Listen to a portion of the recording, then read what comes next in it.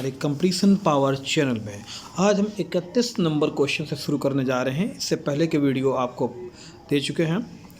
Question number 31 से start करते हैं। निम्नलिखित में से कौन सा एक कथन कीन्स के उपभोग फलन के लिए सत्य है? यानी इनमें से कौन सा जो कथन है कीन्स के उपभोग फलन के लिए जो सत्य है, तो वो दिया गया है उपभोग में वृद्धि आय वृद्धि से कम तीव्रता से होती है। यानी कीन्स का मानना था उपभोग में जो वृद्धि होती है वो आय में वृद्धि से कम मात्रा में होती है। नेक्स्ट है त्वरक माप करता है। त्वरक है वो किसकी माप करता है? तो वो यहाँ पे दिया गया है उपभोग के विनियोग पर प्रभाव को। यानी त्वरक जो मापता है वो उपभोग के विनियोग पर प्रभाव को मापता है। नेक्स्ट क्वेश्चन है राष्ट्रीय लेखे से संबंधित हरित लेखा का अर्थ है। तो हरित लेखा का जो अर्थ दिया गया है वो ऑप्शन डी में दिया गया है पर्यावरण की अधिक परवाह।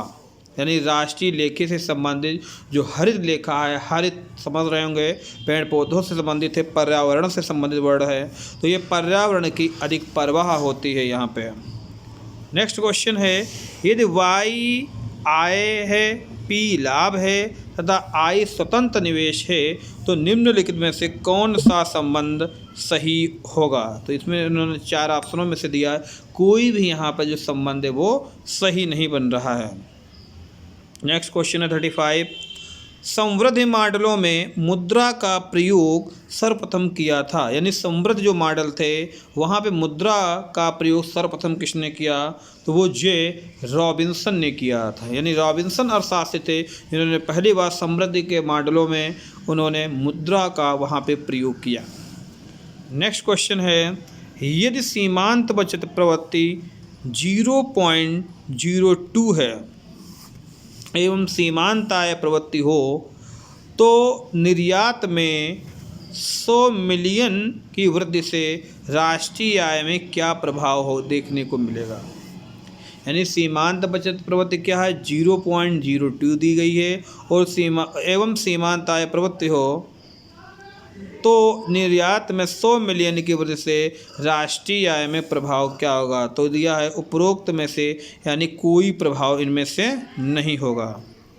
नेक्स्ट क्वेश्चन है संतुलित समृद्धि का सिद्धांत संबंधित है। संतुलित समृद्धि का जो सिद्धांत है वो आर नरकसे के द्वारा, यानी आर नरकसे ने संतुलित समृद्धि का सिद्धांत दिया था। क्वेश्चन नंबर 38 है बड़े धक्के का सिद्धांत प्रतिपादित किया था। तो बड़े धक्के का जो सिद्धांत है वो आर रोडान द्वारा प्रतिपादित किया गया था।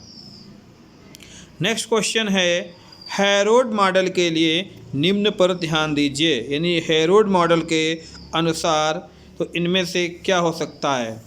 जी फर्स्ट में दिया इन्होंने कि GW, सेकंड दिया है GA। निम्न कौन सा कथन सत्य होगा? तो इन्होंने बताया केवल सेकंड बदल सकता है। यानी हेरोड मॉडल के उस पर ध्यान देना है। GW और GA तो इनमें से जो बदल सकता है यहाँ पे वो केवल सेकंड बदल सकता है, यानी GA। लाभ दर स्थिर रहने पर यदि पूंजी उत्पाद अनुपात बढ़ जाए तो ऐसे तकनीकी प्रगति को कहते हैं। तो इसे तकनीकी प्रगति को पूंजी बहुल यानी पूंजी प्रधान कहते हैं। आर्थिक समृद्धि का उत्तम मान क्या होगा? यानी आर्थिक जो समृद्धि है उसका उत्तम सर्वश्रेष्ठ जो मान होगा वो दिया है प्रति व्यक्ति वास्तविक सकल घरेलू उत्पाद में वृद्धि का होना। यानी जब प्रति व्यक्ति वास्तविक सकल घरेलू उत्पाद में वृद्धि होती है तो आर्थिक समृद्धि उत्तम होती है, श्रेष्ठ होती है। वर्तमान में विकसित देशों में समृद्धि का सबसे प्रमुख कारक है। यानी वर्तमान जो विकसित देश हैं वहाँ पर जो काफ़ी तेज़ी के साथ उनका विकास हो रहा है वो विकसित देशों की कैटेगरी में आए हैं। तो उनका प्रमुख कारण वहाँ रहा है नवीन ज्ञान का सृजन, यानी नए नए आविष्कार, नई टेक्नोलॉजी का वहाँ पे प्रयोग। क्वेश्चन नंबर 43 दिया गया है निम्नलिखित में से कौन सा मानवीय विकास सूचकांक का तत्व नहीं है? यानी मानवीय विकास सूचकांक का जो तत्व नहीं है वो दिया है निर्धनता से नीचे के लोगों की संख्या, यानी निर्धनता से नीचे की जो संख्या है वो इसका नहीं। और बाकी जो मानव विकास सूचकांक हैं वो हैं जीवन प्रत्याशा, दूसरा शिक्षा, तीसरा प्रति व्यक्ति आय। यानी जो मानव विकास सूचकांक है उसके 3 तत्व हैं, जीवन प्रत्याशा, शिक्षा और प्रति व्यक्ति आय। चौथा जो ऑप्शन में डी में दिया है, निर्धनता रेखा से नीचे लोगों की संख्या, ये इससे संबंधित नहीं है। क्वेश्चन नंबर 44, रोजेस्टीन रोडान के अनुसार अर्थव्यवस्था में विकास की सर्वोत्तम विधि है।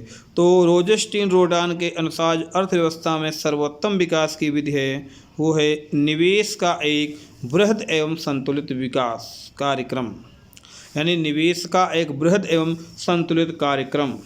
क्वेश्चन नंबर 45, निम्नलिखित में से कौन सा भुगतान संतुलन के चालू खातों में सम्मिलित नहीं होता है? यानी इनमें से कौन सा जो भुगतान है वो चालू खातों में सम्मिलित नहीं होता है, वो है विदेशी निवेश। नेक्स्ट क्वेश्चन है, निम्नलिखित में से कौन एक नव क्लास की अर्थशास्त्री नहीं है? तो नव क्लास की अर्थशास्त्री जो नहीं है वो हैं पाल रोमर। पाल रोमर क्या है? नव क्लास की अर्थशास्त्री नहीं है। बाकी जो हैं वो हैं जे मीड हैं, रॉबर्ट सोलो हैं और TW शॉन। नेक्स्ट क्वेश्चन है, भुगतान संतुलन अतिरेक को ठीक किया जा सकता है? यानी जो भुगतान संतुलन होता है उसके अतिरेक को ठीक करने के लिए क्या किया जाता है? करेंसी का पुनर्मूल्यन, यानी करेंसी के पुनर्मूल्यन से जो भुगतान संतुलन के अतिरेक की समस्या पैदा होती है उसको ठीक किया जा सकता है। भारत को विश्व बैंक की सहायता का प्रारूप है, यानी भारत को जो विश्व बैंक की सहायता है उसका क्या प्रारूप है? तो वो दिया है निजी तथा सार्वजनिक क्षेत्र के ऋण। यानी भारत को विश्व बैंक से जो सहायता के रूप में जो मनी मिलता है वो निजी तथा सार्वजनिक क्षेत्र के ऋण के रूप में मिलता है। नेक्स्ट क्वेश्चन है, विश्व बैंक समूह में कौन सा संगठन सम्मिलित नहीं है?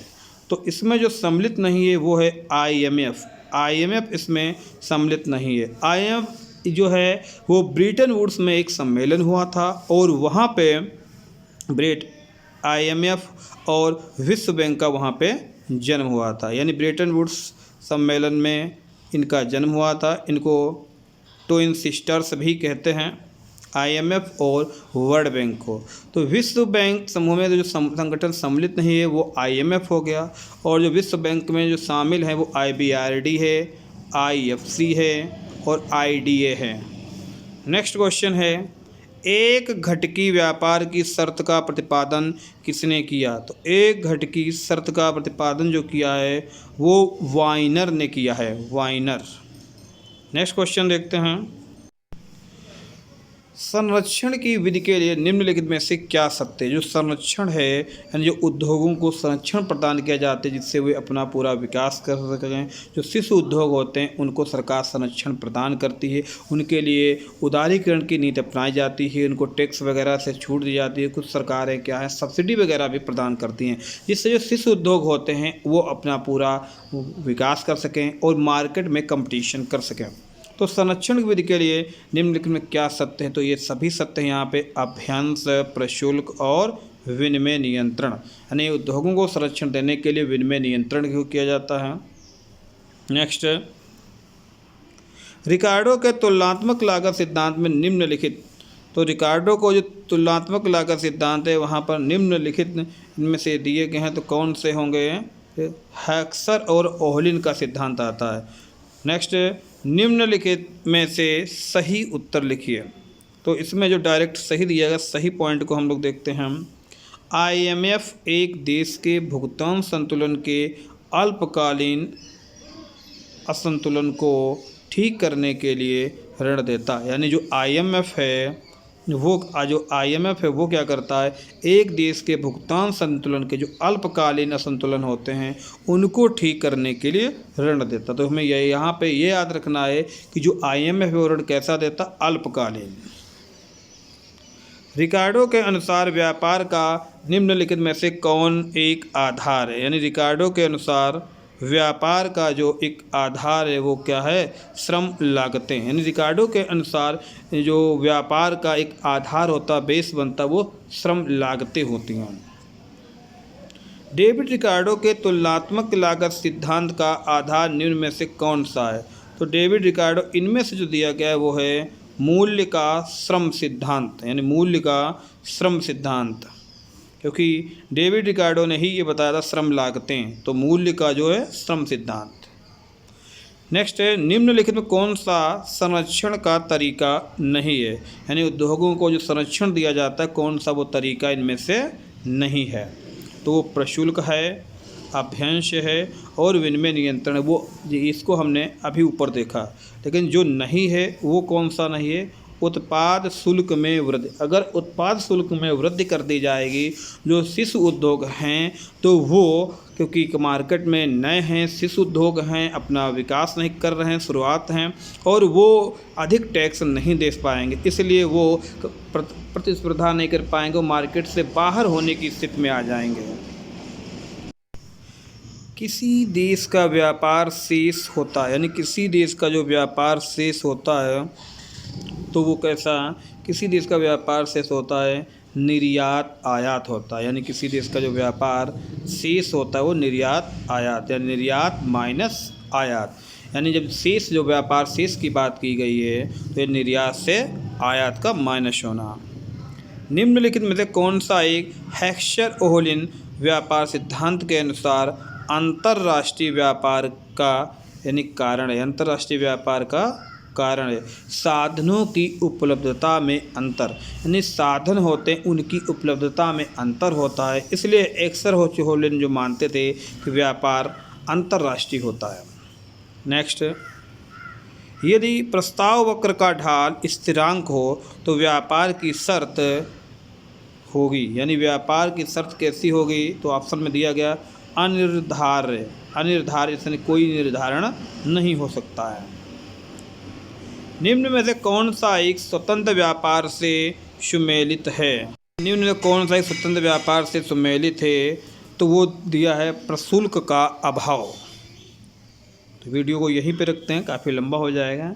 वीडियो कैसा लगा आपको कमेंट में ज़रूर बताएं। वीडियो को लाइक एंड शेयर ज़रूर करें।